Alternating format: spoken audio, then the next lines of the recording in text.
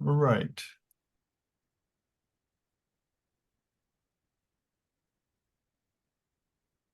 Okay, yeah, let me start. Hi everyone. Yeah, this is very early morning in Korea, like 9 a.m. So usually that's too early to students. But yeah, we have this seminar series. So as I said, this year we started this collaboration with Mila. So we have built this KAIST-Mila Prefrontal AI Research Center, collaborating with the researchers in Mila, including Professor Bengio and others. And this is the collaboration, academic collaboration effort. So we will be having this kind of seminars and workshops and also interesting projects. So this is the first seminar series of this center, and I'm very glad to have the first speaker, Emmanuel Bengio, to start this seminar series. So Emmanuel received a master and PhD degree from McGill University, and he finished his bachelor degree in University of Montreal. And his PhD supervisor was like Joel Pino and Doina, right? Doina Pre-Cup. And he is now at La Recursion Pharmacy, where as a senior research scientist and working mostly on GFlowNet and HQ application to like drug discovery and new proteins and this all cool stuff. So yeah, one of the main theme of this center, the research topic wise, is about like also discovery and some kind of creativity. And it's somehow, I think, for machine learning side is very much related to this GFlowNet's ability to sample new objects. So um, please give a warm applaud and welcome to Emmanuel. And yeah, Emmanuel, you can start. Like we would have like a 45 minutes ish talk and then some Q&A session. You're welcome, Emmanuel. Cool. Thank you for having me. We're happy to be here. Had many collaborators in KAIST. It's great to work with. Hopefully this continues. So yeah, today, what's the plan? I talk about GFlowNets, even though I'm assuming many of you already know the framework and the math and the algorithms. So I'll kind of go over that quickly, but for everyone's sake, still do a little recap. And then I want to talk about MDP design, and there's a reason for this. First, it's like one of the new contributions I'm working on, this like GFlowNet paper. And then I also want to talk about some Komi methods that have popped up in the last year. And yeah, and then I'm gonna kind of wrap up the talk, although it is hopefully a good chunk of it, just talking about scientific discovery, maybe reasoning as well, and what my thoughts are on this and how this fits into the GFlowNet framework.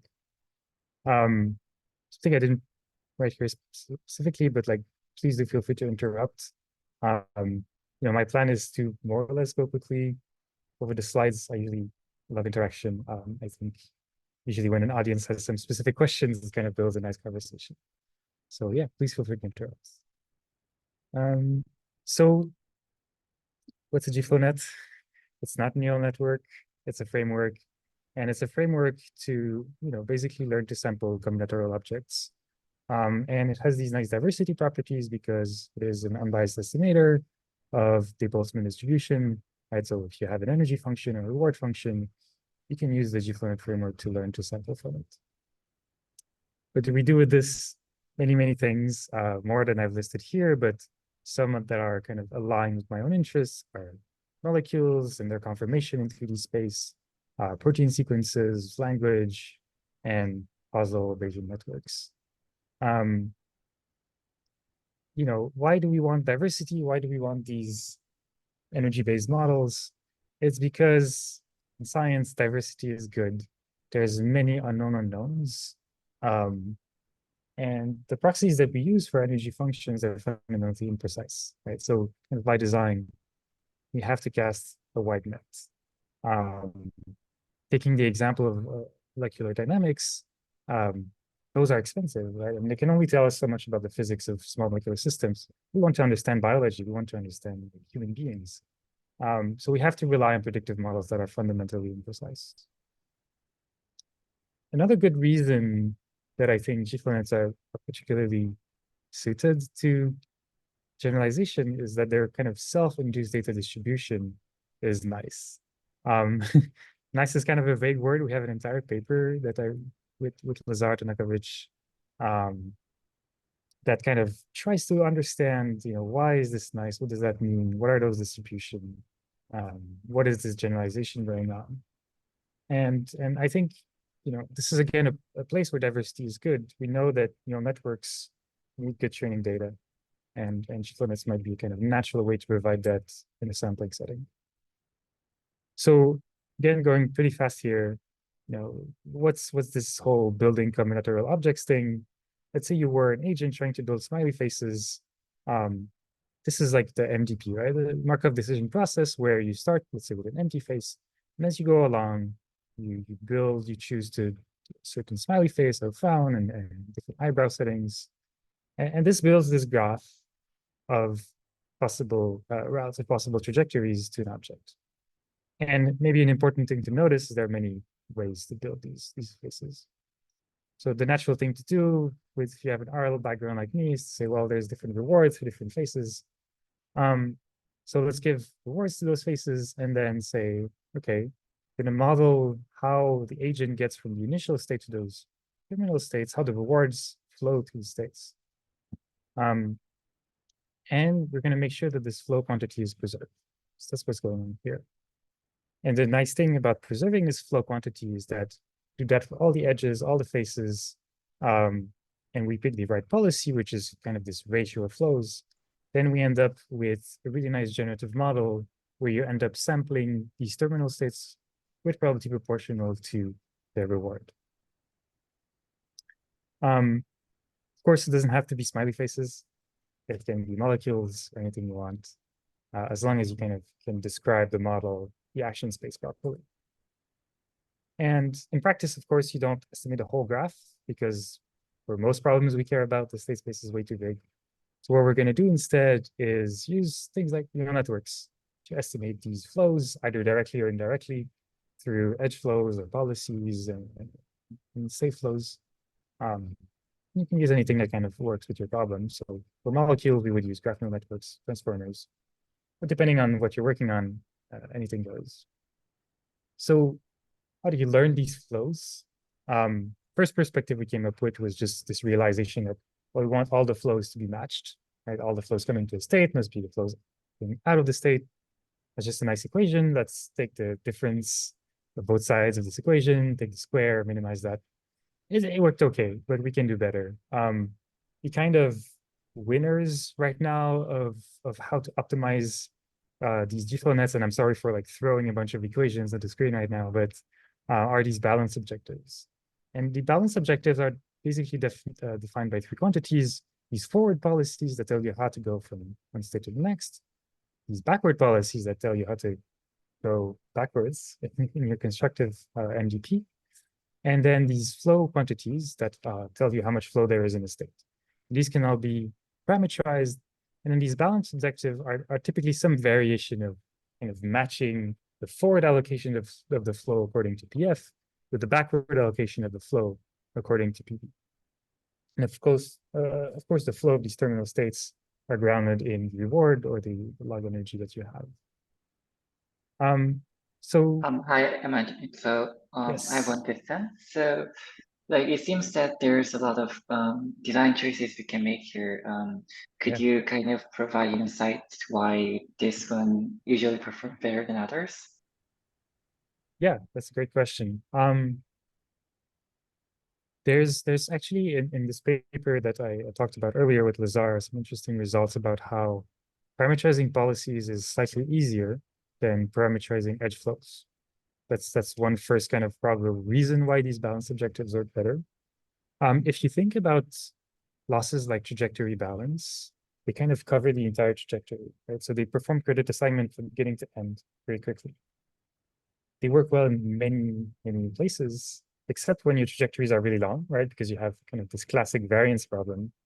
And the trade-off between bias and variance, just like in RL with different n-step returns, here is the trade-off between like taking trajectory balance over the whole trajectory and taking this detailed balance approach, which is basically just like a one-step trajectory balance, right? And this big equation that you have in the middle is subtrajectory balance, where you can effectively apply this balance objective to any subtrajectory that you want.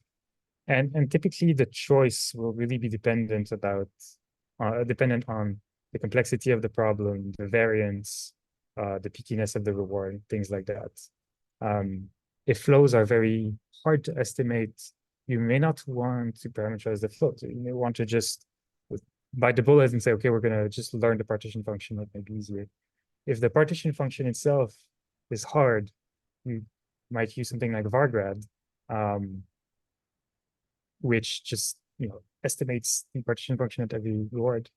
On the other hand, if the flow is kind of easy to model, but you have these really long trajectories, you may want to use something like detailed balance, which is very local. Yeah. Okay, that makes sense. Thank you. Yeah. I also have a question too. Yeah. How can we decide how many trajectories to explore when we explore the flows? Like, for example, like there were about 10 smileys at the end of the graph you showed us, and I had no idea what kind of smileys at the end we could have, or how many trajectories we should try to explore so that we can find out like the reward function like that. Mm-hmm. Well, Yeah, I'm sorry. Well, I am really interested to apply GFlowNet in LLM, and I think it is really difficult to explore the whole state space when it comes to the LLM. So yeah, that's why I wasn't curious about it. it's a great question. This is definitely a case where, as far as I know, people have used trajectory balance for LLMs because it kind of has to be that way because of the samples that you're getting. And there's many tricks that you didn't have to use. So one of them was, for example, to kind of stochastically detach your forward policy. And what that means is that you do have TB over the whole trajectory, but you're only taking the gradient with respect to a few steps. And so effectively, the gradient starts taking way less GPU memory, which means you can have like larger batches. And then, of course, there's the usual tricks, right? Train on more GPUs in parallel, do gradient accumulation. In general, there's this unfortunate trend in machine learning that seems to be true, which is like the larger batch size you can afford, the larger you should get. Even though that apparently clashes with the theory of SGD, which says no, you should have a batch size of 1. But that might mean you need a very small learning rates. So I feel like that was an indirect answer to your question, but I hope this helps. Thank you. I also have a question. Thank you, Emmanuel, for your talk so far. So I've been studying GFlowNets. I'm conducting my thesis this semester to a connection with GFlowNets and 3D objects. So I'm currently studying the objective functions, and I'm trying to understand where the detailed balance objective came from. Is it from the detailed balance of MCMC or something similar? But if you're talking about the name, I think it does come from MCMC literature, although I'm not the originator of the name, so I'm not sure exactly. Yeah, so yeah, I also watched the GFlowNet workshop, and I was trying to understand from the talks of Nicole. Yeah, but okay, yeah, sorry, you can continue. Thank you. Yeah, but you'll notice this resembles quantity that you see often in MCMC, it's like some kind of acceptance criterion. But I don't know if it's coincidence or there's deeper insight there. anyways. Yeah, Cool. and I was curious because I also heard about the fact that you don't, like, we're trying to avoid important sampling by using GFlowNets. So I was trying to really understand the connection there between. Yeah. Right, thank you. Yeah, there's something that I guess I'm almost going to talk about, but like, unlike reinforcement learning and the kind of policy gradient style methods that these kind of look like, all these objectives are actually off policy, which means that you can train on trajectories or even state transitions, which are not in distribution according to your current policy. This has all sorts of cool implications, but it also comes with a bunch of caveats that we're starting to find that a policy doesn't always magically work. So yeah, if you're familiar with GFlowNets RL, this should be obvious, but how do you train this? Collect experience, receive rewards, apply the objectives we're just talking about, and repeat. And I was just saying, you can kind of do this off policy. The training data doesn't have to come from PF. It can come from like a tempered version of PF, some mixture of policies, or even like data sets. If you have data sets of like expert trajectories or like really good objects that have high rewards already, that's really relevant to show the model. Exploration, sky's the limit. There's been some really cool work done recently, and there's the work in progress of like really out there exploration mechanism that I think are cool. And of course, there's been a ton of work, including some from KAIST, that shows that can add usual tricks of RL, but also some new tricks that work really well. I'm going to talk about two of those tricks. One is QGFN, which is like queue-based pruning of actions. The other is RTB, which is, you can think of as fine-tuning models from these priors. But first, I'm going to do a little detour.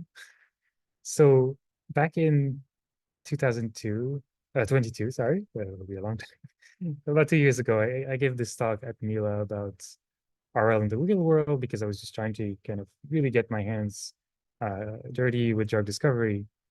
And I won't go in too much detail in this talk, but basically I was talking about like, RL that worked was basically, AlphaGo, have a really nice environment, a really nice reward with lose. You throw a compute at it and it works. And that's not what the real world has, right? We have noisy rewards, approximate rewards. We don't have a lot of data. And we don't have really well specified environments. I know people that try to apply reinforcement learning in like industrial setting, like a factory that chops wood into pieces, and they try to use RL to determine if they should keep chopping the wood or dry it or all sorts of things. And there's not that much data, so they have to write simulators, they have to write their own environments. It's the whole thing. And yeah, everything's expensive. People who you'll talk to are not experts in machine learning. It can be complicated. Again, kind of expanding on approximate rewards, use models of models of models. And I think this is particularly relevant to something I'll expand on again later, which is that a very common scenario in scientific discovery is that you build this predictive model, this world model, and you kind of use it as a reward, as a learning signal for some RL agent or GFlowNet. And essentially, well, this incentivizes the RL agent to find whatever adversarial inputs kind of makes the reward go really high. This is a recurrent problem, especially when there's really few points of actual reward. And one thing that I often get when I discuss these problems is that, oh, well, it's just a supervised learning problem. We need to be better at training deep neural networks, need to build better foundation models or whatever. Yes and no. I think there's no easy way out of this. And I think that we should think about RL agents or GFlowNet agents that are kind of robust to that are aware that they're going to be exploited. That seems like a really important kind of research question. And whether that comes to uncertainty or better calibration of our models, I'm not sure. Another important slide that I still kind of bring back from that talk was designing the MDP, designing the action in the state space really matters.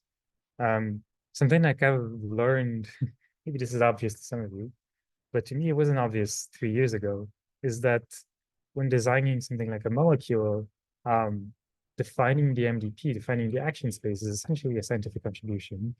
And people have very different opinion of how this should be done, of like what the right masking is, what the right language is, right? There's like smiles, if you're familiar with that, there's smarts, there's more ways of expressing a graph into a 2D, a 1D string. People generate atom graphs directly. In kind of 3D space, people generate graphs with torsion angles or 3D coordinates directly, or even just like cloud of points, cloud of atoms. So there's many opinions of what how things should be done.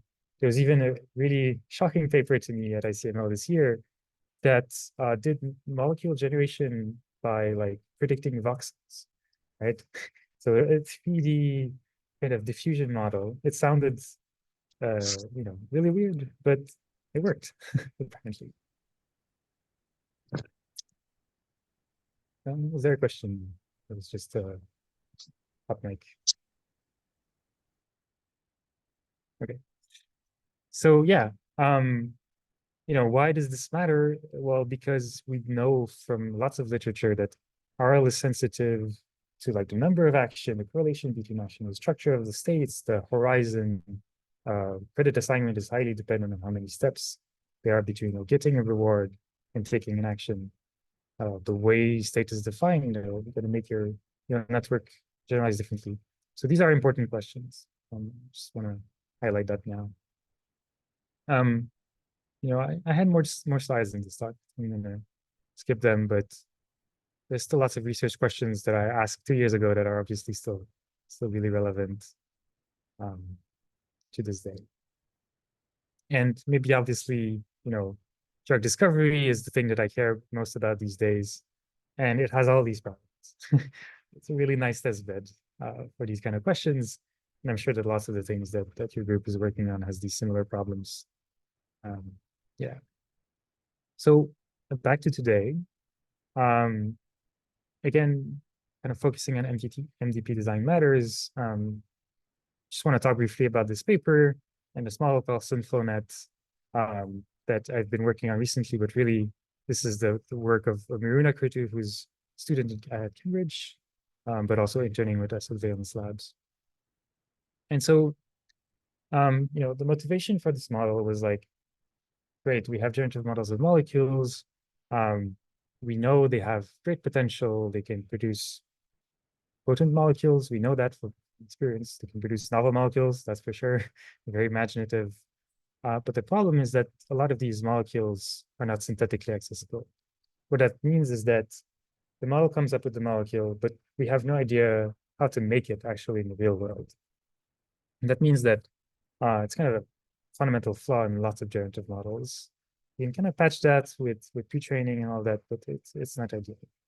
And so the motivation of this work was, let's create this action space, let's craft the right MDP, where actions are chemical reactions. And by design, those will make synthesizable compounds, right? Again, just thinking about like how this, molecules are designed traditionally, either through fragments or through atoms or through string. There's lots of opportunity for an agent to kind of combine Legos together that makes no sense in the real world, because all they see are these strings or these tokens that you feed them. And they're free to manipulate them in really unrealistic ways.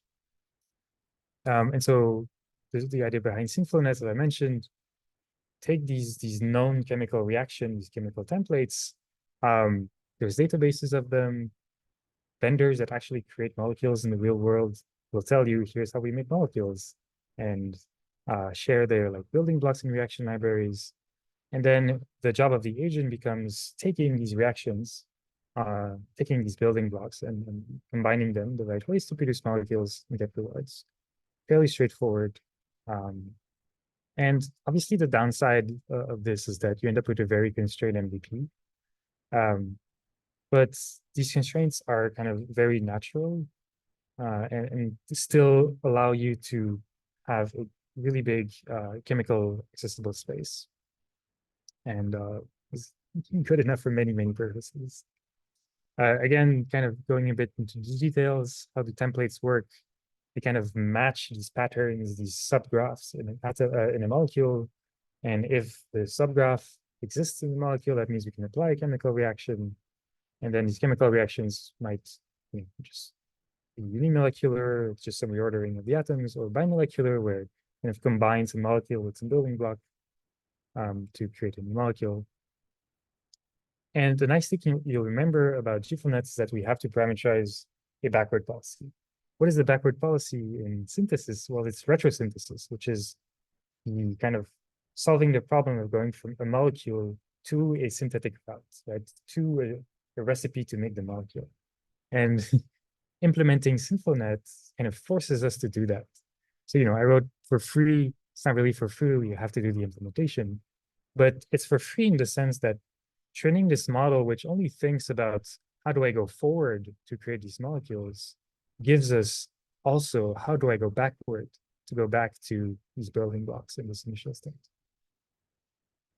Again, a note on PB.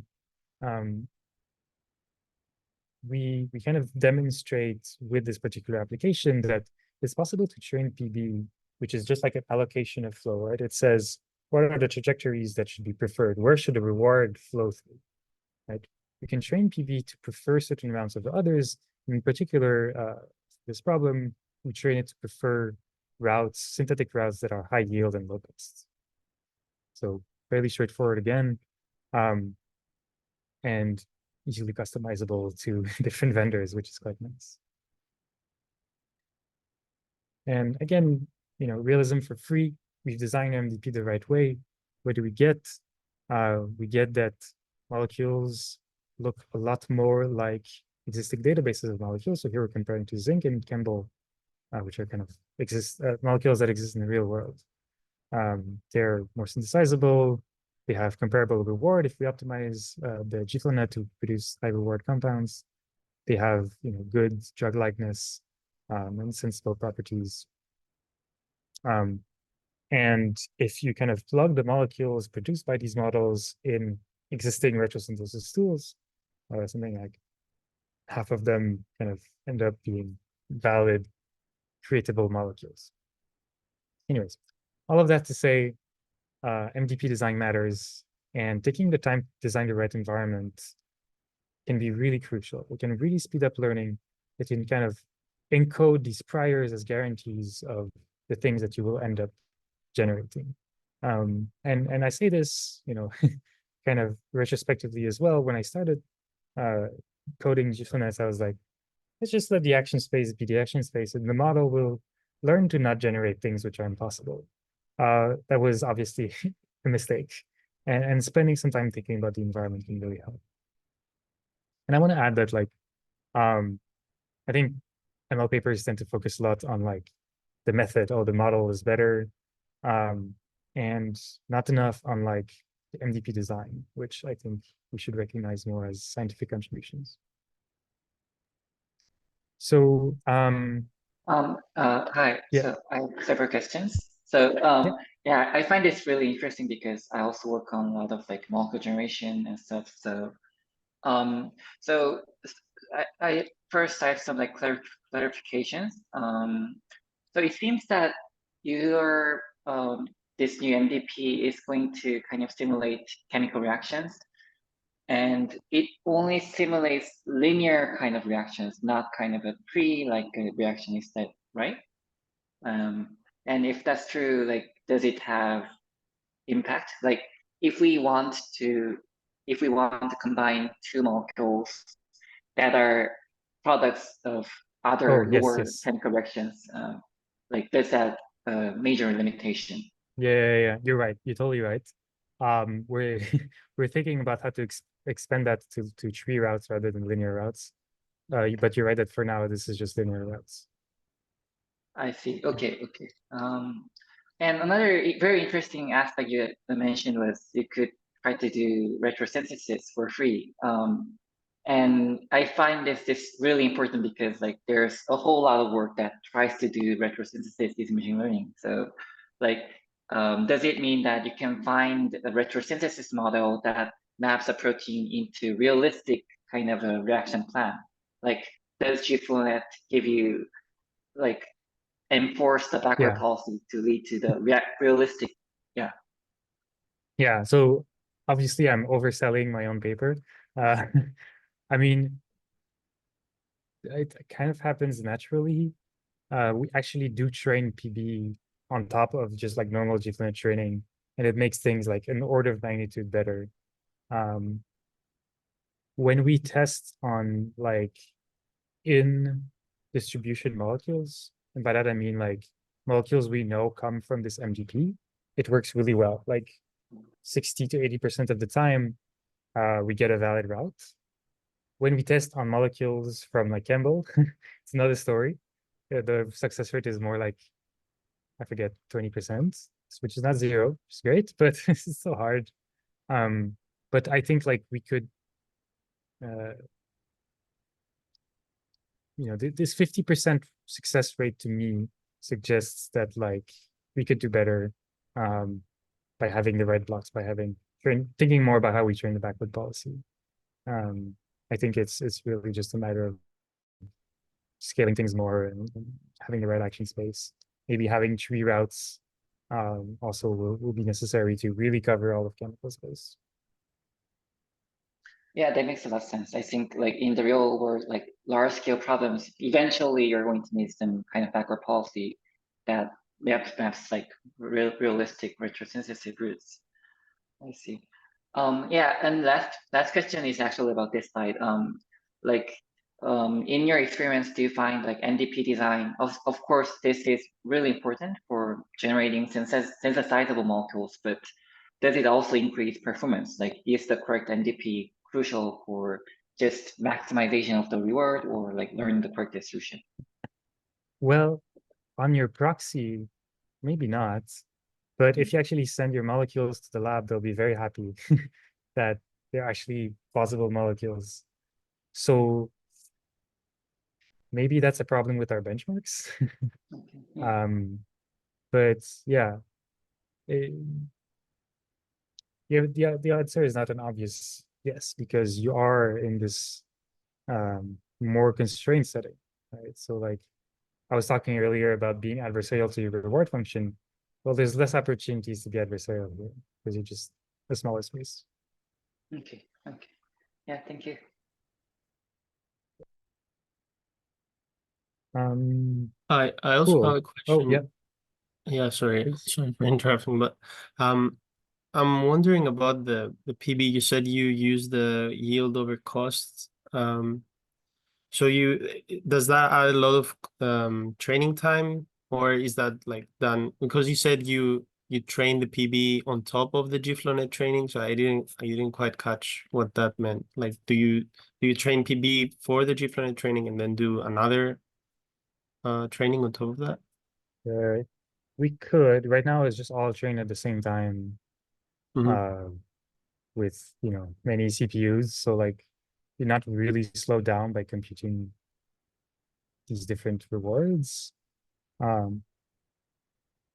And we don't find that we need to pre-train PB, although you could imagine kind of pre-training a retrosynthetic policy and then pre-training and then training PF second, but this doesn't seem necessary.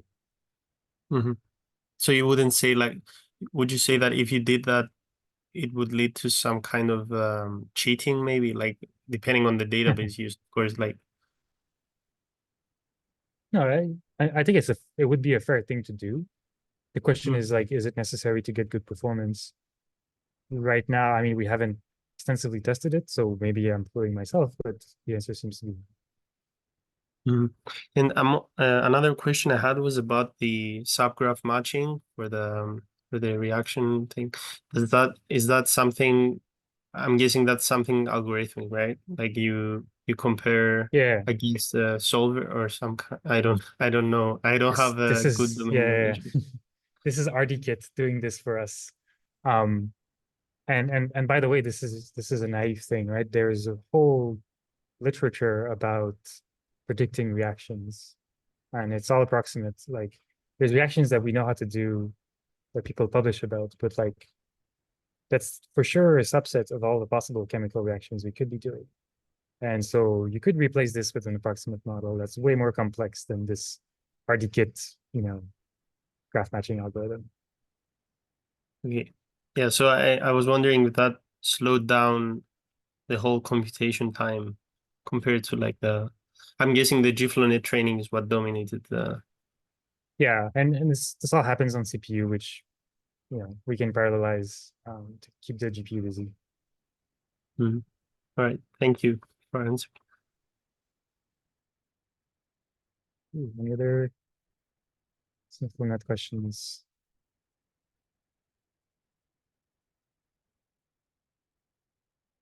Cool. So I guess the next part of my talk, I'll be talking about this QGFN paper and then the relative trajectory balance paper. I will go somewhat quick, but again, please do interrupt me for clarification and questions. So again, work led by Elaine Lowe, who was my intern at Valence and a student with Dorna Pickup at McGill, and also some collaborators. And so, okay, what's the motivation behind this paper? It's the realization that if you think about this really kind of simple MDP, the agent can go left or right. On the right, there's a single door and it leads to reward 100. On the left, there's 100 doors and they all have reward 1. The flow for the left action and the right action will be 100. So a GFlowNet here will go left with probably 1/2. That's not great, right?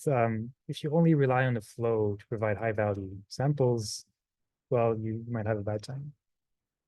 On the other hand, if you kind of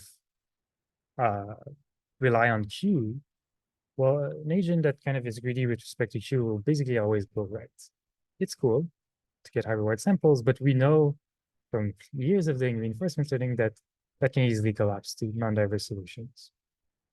For those not familiar with reinforcement learning, the difference between the flow and Q is that the flow is this kind of sum of expected rewards, and the Q is simply the expected rewards, right? So in particular, the optimal Q star is like the best reward you can get from that point on. So the proposed method is fairly cool in my opinion, and fairly simple. Is basically create a mixture. And we propose a bunch of mixtures. I'll highlight 3 that are like the 3 main ones we talk about in the paper, but really it seems like sky is the limit in terms of our imagination and what we can come up with. So the first is called Be Greedy. It's a mixture between the greedy policy induced by Q and PF. That's with probability P. You take the greedy action and probability 1 minus P, you follow PF. Now the plausible mixture is this P quantile, right? So you sort the actions in Q, and then you take the top P quantile, right? So maybe you want to remove the 80% least good actions from your action set. Boom, you set P to 0.8, and you're guaranteed to only sample in proportion to PF, but only those top 20% actions. And a version of that is that you look at the max of Q, right? So what's the best reward you could get according to Q? And then doing any actions that are lower than some fraction of that best, right? So this might prune almost all your actions, or this might prune none of your actions. If all your actions are good, then P of max might not prune anything. So anyways, different mixtures. We run the usual kind of GFlowNet problems, and we find that what we propose works well in terms of like better average reward, which is expected, but also maybe a bit less expected is that we're able to find more modes, and there's kind of no penalty to the diversity. Usually we were a bit surprised by that because, well, Q greediness, that seems like a collapse. But really what's going on is that if you look at the actions that you prune, they do lead to these low reward states, right? This orange curve is the distribution of rewards of taking the actions that QGFN would prune. And really, it helps us avoid this low reward parts of the state space while still somewhat sampling proportionally to the reward, because we're still following PF from the GFlow. And so that was a really cool conclusion. And just kind of a note on these variants, they matter because they have different flavors of combination, right? For example, we found that for large action spaces, Prefrontal would be better and stuff like that. But I guess that's not too important. Really, the lesson to remember is Q brings this like powerful pruning mechanism to the GFlow net. Another cool thing about this framework is that this P parameter in the mixtures is not something that is kind of part of the model. Once you've trained your model, you have Q, you have PF. They're both valid independent of Q, and that means like you can recombine them arbitrarily, and also you can change P at inference time. So what you're seeing here is what happens if you change P from 0 to 1, or like from like the least greedy version of P or to the greediest version of P, and you see that there's this kind of nice curve of increasing average reward, but going from kind of very diverse samples to eventually a collapse to very high reward, but obviously very non-diverse samples because you've collapsed to the greedy policy. And this kind of explains why we don't get any hit in similarity and diversity from QGFN. And why do I find this method really cool?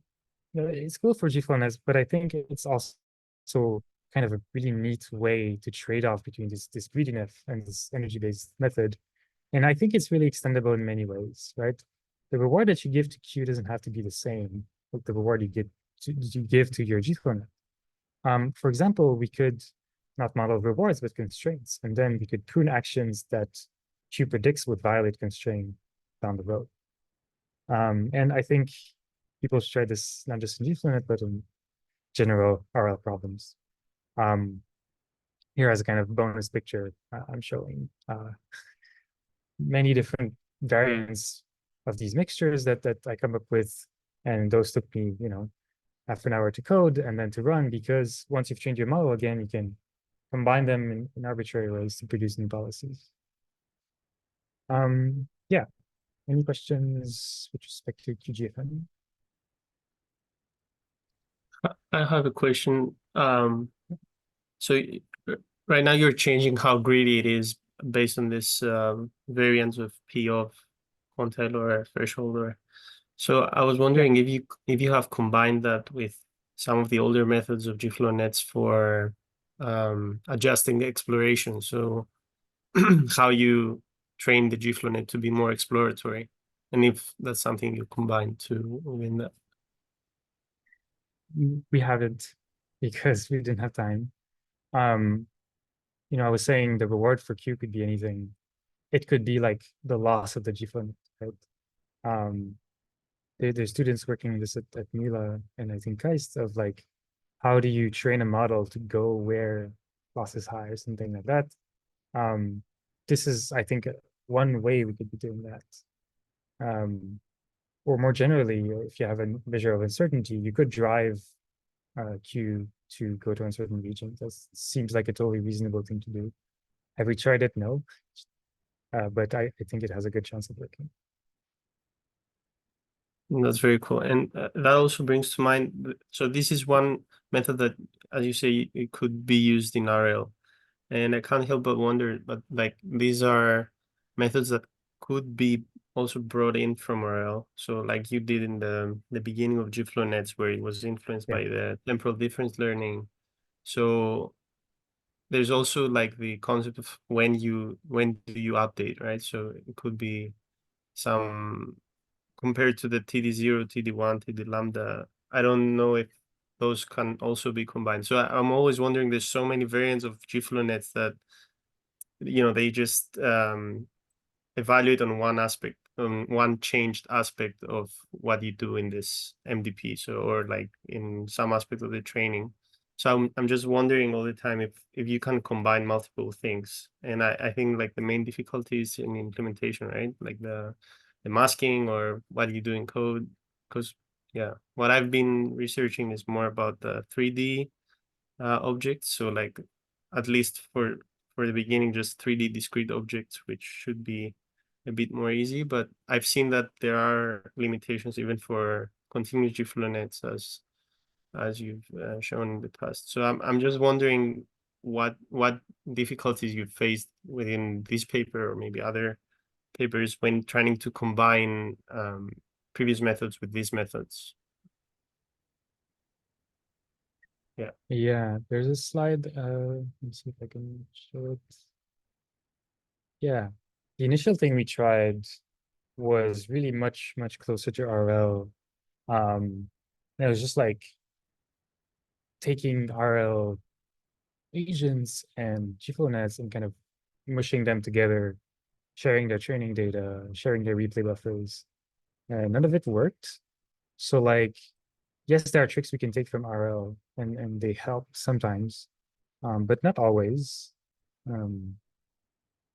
And yeah, we have to be mindful and try to understand why sometimes.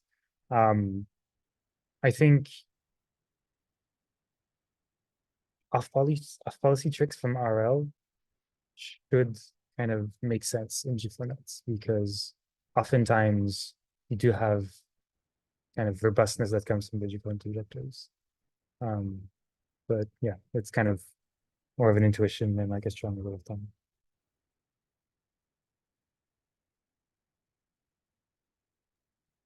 Thank you.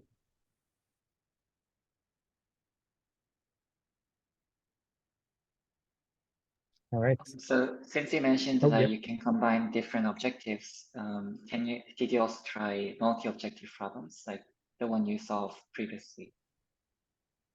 You mean with QGFN? Yes, or you can just mix energy fluence, or Yeah. like you're basically what you're saying here is you can mix multiple off-policy methods. Yeah. Yeah. Like you know, PF here can be anything, really. It doesn't have to be a single objective, unconditional GFlow. It could be conditional, if you make Q conditional as well. For the paper specifically, we haven't done all these multi-objective conditional kind of stuff, but so in theory, nothing should stop you from. Okay, thank you. Okay, being mindful of time, I will try to go over this somewhat quickly. And still, if you have questions, feel free to interrupt. So yeah, this is a really cool paper with a really cool algorithm called relative trajectory balance that came out of 7 different institutions. Amazing. And my name is here, but I didn't do much work. So really, you should be thankful to these 4 first co-authors that did a lot of work on this. So what's the idea here? The idea is, what if you have a prior P of X and you have a reward R of X? This happens a lot, and I'll get back to it. But a really common and nice thing that we want to do if we have these 2 things is sample from the posterior, which is basically the product of these distributions, or rather the product of this prior distribution and the unnormalized distribution implied by R of X. And this is not a new problem. This is something that people have used MCMC for. If you think about diffusion models, DPOK, and these kind of methods, kind of approximate sampling from this posterior, although with some biased samples. So what RTB's relative trajectory balance gives you is, if everything goes well, this unbiased estimator of the posterior, which is extremely neat. And it turns out that optimizing that loss is extremely easy. All you need is basically a prior, right? So here P theta is your prior. It gives you some probability of sampling some X, and then fine-tuning your posterior to minimize this loss. And what you can think of as this loss is kind of matching this relative reward with your posterior, given the probability assigned to this trajectory that leads to X. And of course, there's again a partition function that you're learning because this is a GFlowNet. And here I'm showing like this really simple example to prove a point, but in the paper, they apply this method to large scale image diffusion models, LLMs, reinforcement learning, and some other cool stuff. And really what you're seeing is, what if you have this prior here and you want to learn this posterior?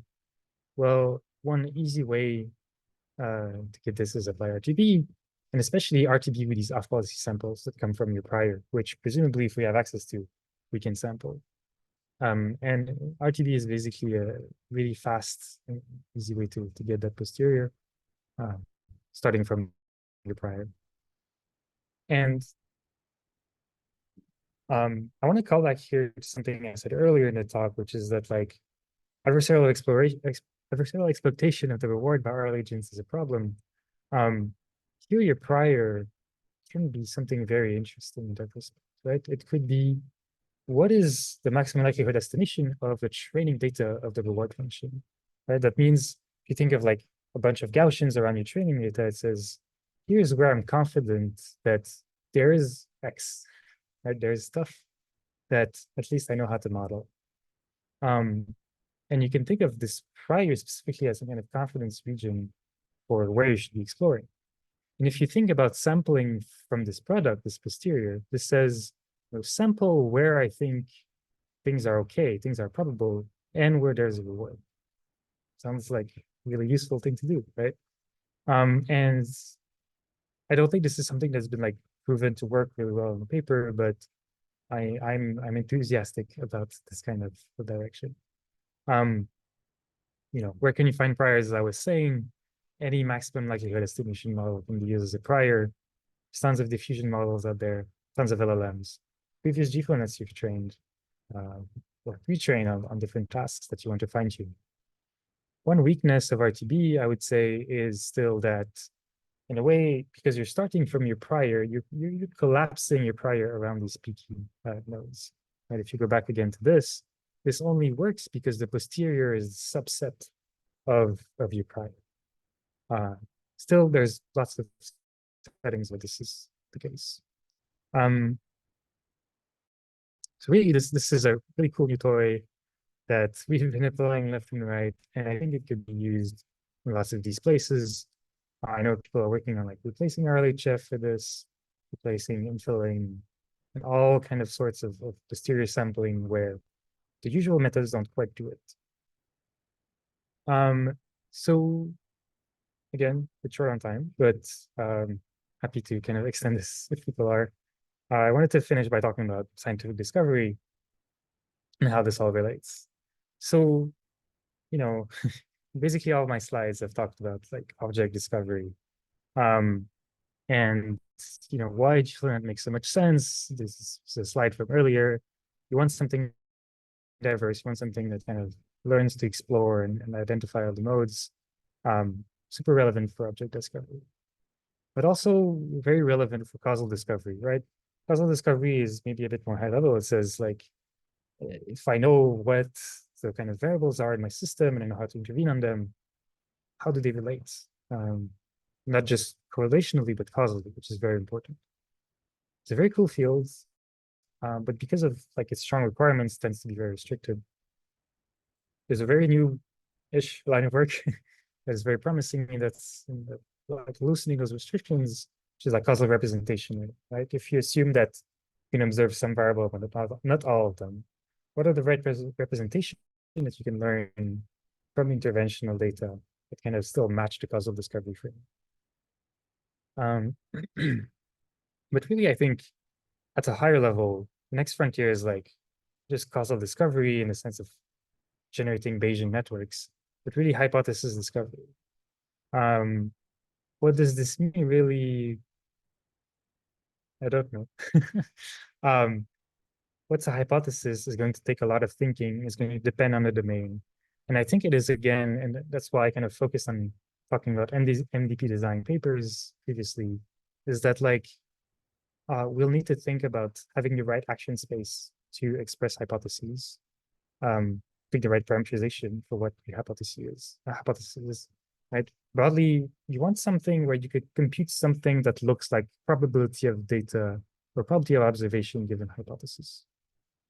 But what that is exactly can vary a lot. It can be something local, right? In biology, we have pathways of genes that kind of say, okay, I have this particular behavior of the cell and this gene does this.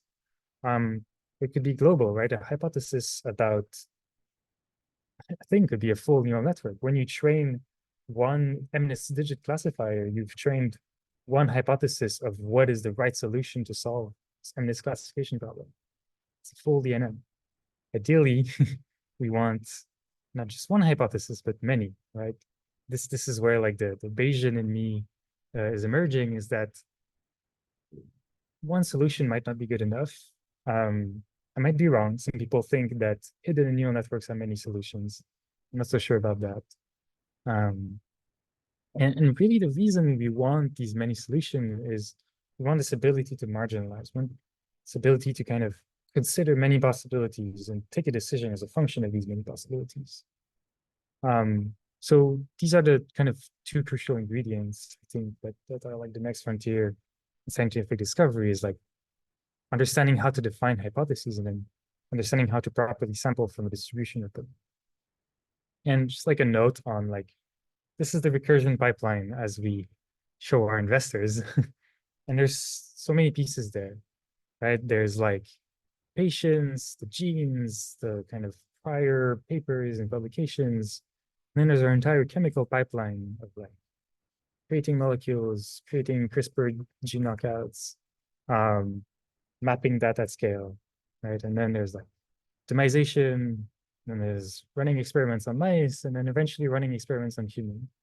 And at every of those steps, we have noisy measurements. We have interventional data, right? We're taking cells and we're perturbing them with CRISPR. That's intervention. That's amazing. But super noisy, right? So, we have tons of data. It's very noisy. And it's not enough information in like an information theoretic sense to get like this one global minima, this one hypothesis to build them all. And here my guess is like being Bayesian is not saying, okay, we're going to train with SGD this one like Occam's razor model. No, it's saying how many worlds are my hypotheses right? And it's like taking many bets, right? Again, taking many bets. Like we need diversity because there are unknown unknowns. The hypotheses that we make are these different bets, and we want to cast a wide net over them. And this leads me to reasoning.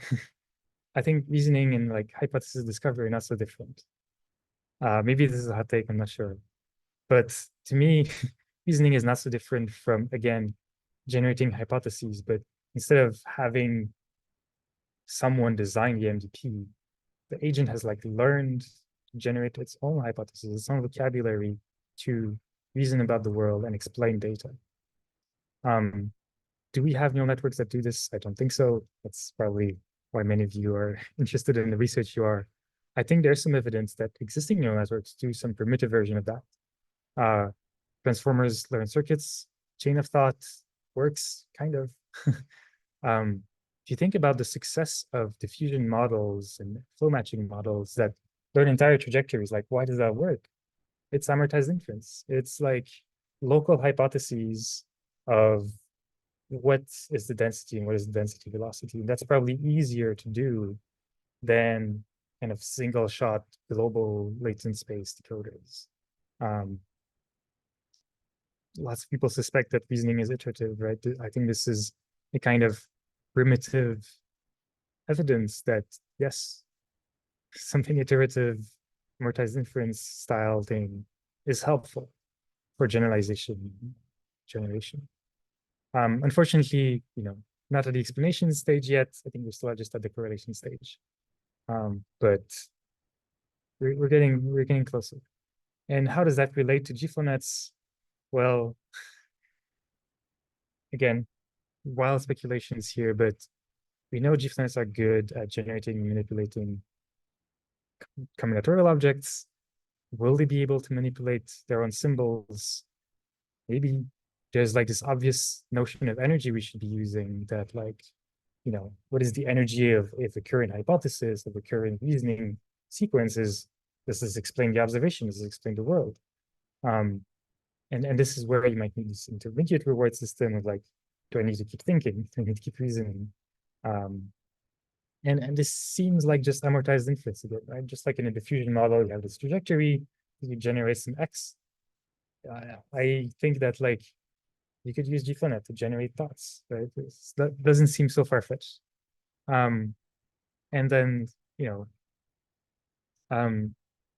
this is again related, especially the variable selection, to like causal reasoning and causal discovery. But in many settings, for example, trying to understand a pathway, you're not going to generate a 20,000 variable graph, right? You're going to say, okay, I should take 10, 100 of these variables, put them together in a causal graph and call that my pathway, because reasoning and hypotheses benefit from being local because they're more explanatory, easier to understand.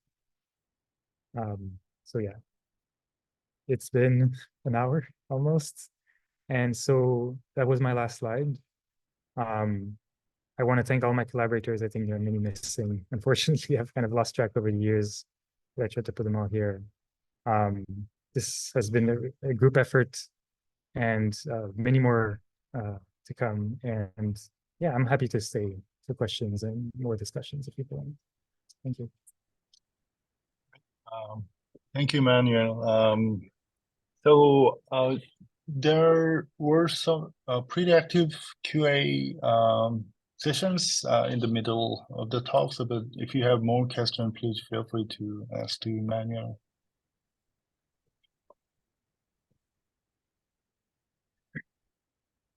Yeah, I have one question about your last few slides about this hypothesis generation thing. Do you think of some specific actual representation? How would that hypothesis look like? Do you think some kind of causal graph, or yeah, it may depend on the modality of the observation. It could be molecules, or if it is some language or image videos. So we may have different representation for the hypothesis, and its expressibility, how it look like, and also not only the representation of the hypothesis, but we also need a decoder given the hypothesis, how we can learn this likelihood function. So do you have a bit more like example of how it would look like? Yeah, there's like many possible answers. Yeah, I think two that are reasonable are thinking about causal representation learning.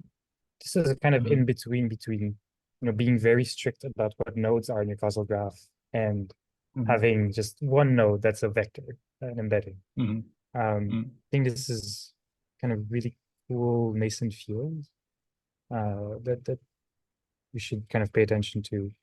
And the other is thinking more about, I want to say, chain of thought style things where the hypothesis might be best kind of understood as a series of tokens, or maybe even a series of latent tokens that is, how does the model understand its inputs?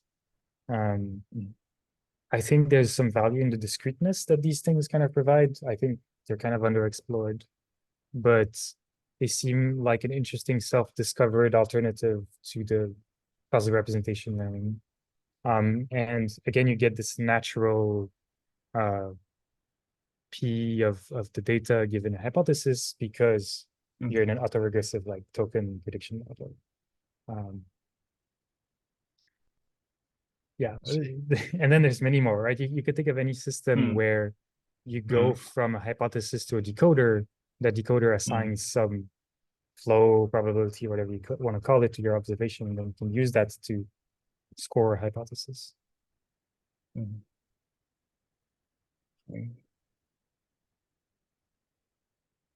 Yeah, and another question I have is about GFlowNets. So in practice, how scalable it is currently state-of-the-art approach in terms of maybe the length of sequences and maybe the cardinality of the action spaces. For example, maybe one domain where we need like a vast search space is like a program induction. So for example, could it be applicable that kind of applications? Yeah. We've applied this to really large scale things. In this like SymflowNet setup, the building blocks are libraries that can be like hundreds of thousands of actions, right? Each block is like one action. In LLMs, you have, you know, thousands, tens of thousands of tokens, and these models still work. In terms of scaling, you scale to a really large number of parameters. That's like one aspect of the scaling. In terms of trajectory length, I think that's, you know, kind of unavoidable issue. It does make things harder. I know there's a group working more on combinatorial optimization, and they were pretty successful still by, you know, going from trajectory balance to more sub-trajectory balance or detail balance. You can get nice trade-offs between these high variance updates and more local updates. And learning still seems to be possible. I see. Okay. The success cases in LLMs, so are these, I mean, this RTB, or there's another paper, the applying GFlowNet for like this infilling in LLMs, those are based on so pretty strong prior, like pre-trained models, and the GFlowNet is mostly used for fine-tuning phase. So would it work from, I mean, if we try to train from scratch in that kind of scale problems in practice? Yeah. There were some students investigating this and they unfortunately abandoned it. But just like you train energy-based models, you can train energy-based GFlowNets. And the way it works is fairly straightforward. You kind of maximize, you let the reward be learned. You maximize the reward, you set it to 1 around data points, and you minimize it around samples from your forward policy. Right? And conceptually, you can think of this as like learning energies that are going to be kind of Gaussians in your manifold of the predictor of the reward. And that, in theory, is very principled. In practice, it hasn't been scaled to like language model size, unfortunately, but I think it could. And then some other work that we've done more in like molecule land, which is like using the fact that they're kind of cheap predictors for lots of physical properties of molecules. And you can just pre-train your GFlowNets with that, right? You're like, okay, learn to generate condition on I want this property, this property, this property, generate the molecules that have those properties. There's a kid reward signal, very cheap to compute. You can just pre-train for a while, and that kind of gives you a good prior of what are molecules with reasonable physical properties. Right. Okay.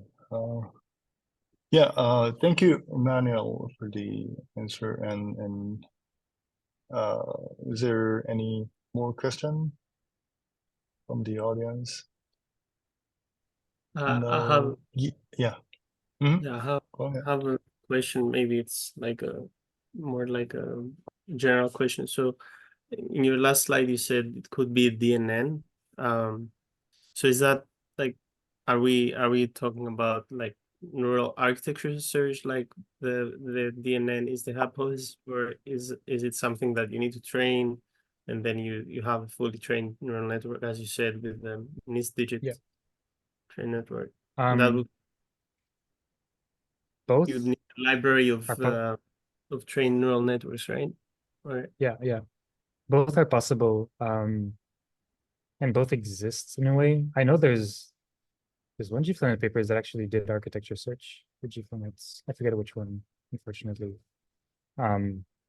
But I know there's some efforts of like taking of this as hyper networks, right? But instead of generating a hyper network with like this input conditional thing that does zero shot, you're just generating it to get some reward.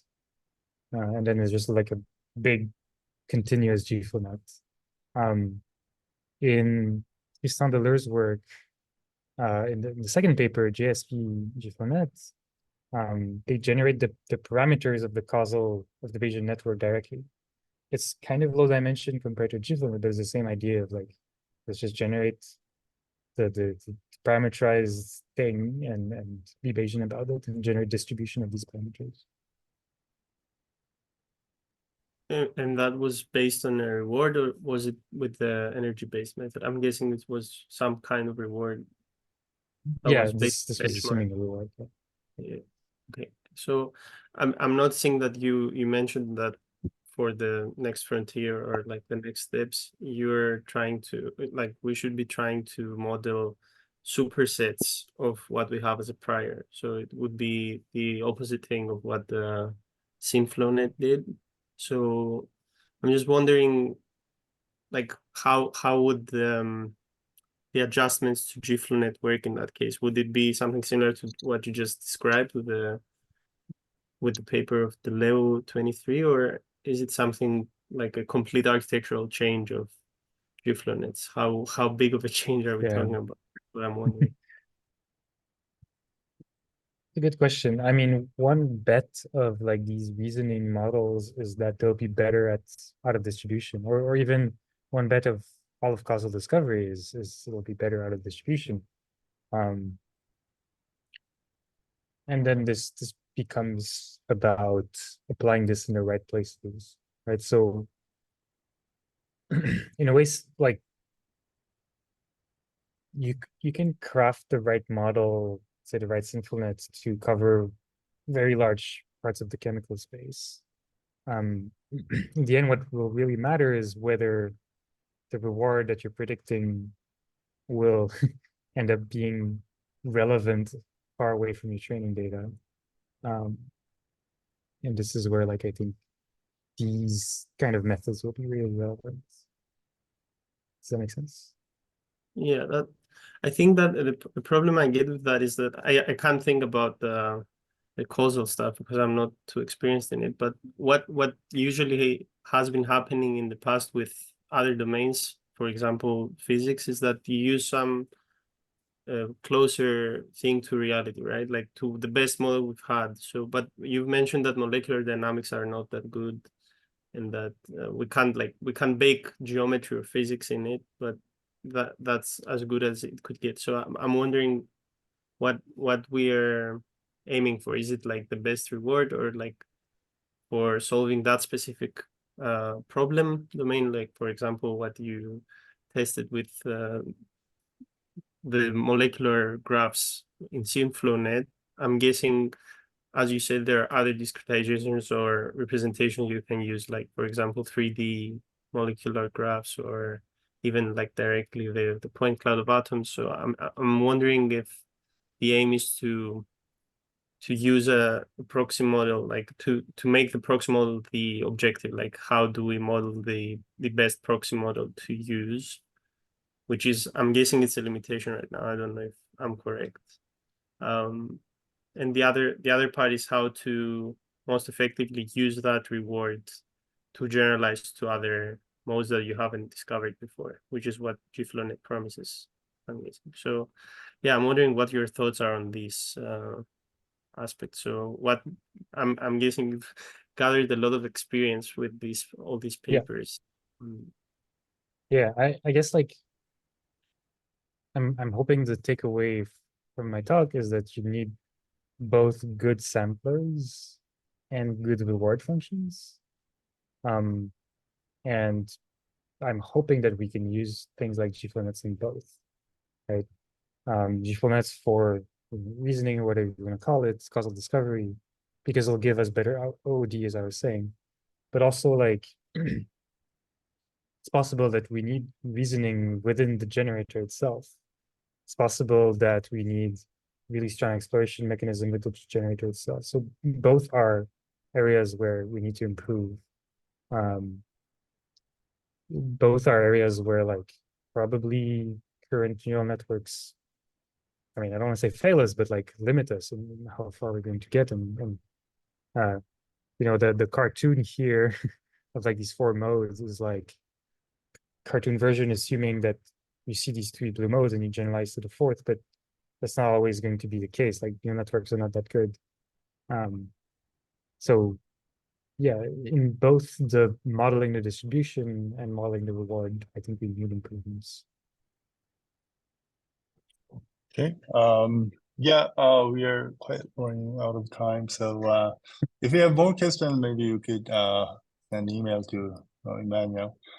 Yeah, it was great talk and great questions and answers. And yeah, thank you for everyone for participating this seminar, and also Emmanuel. Let's thank you, and let's give him another round of applause. Okay. Yeah, thank you. Bye, everyone. Thanks for having me.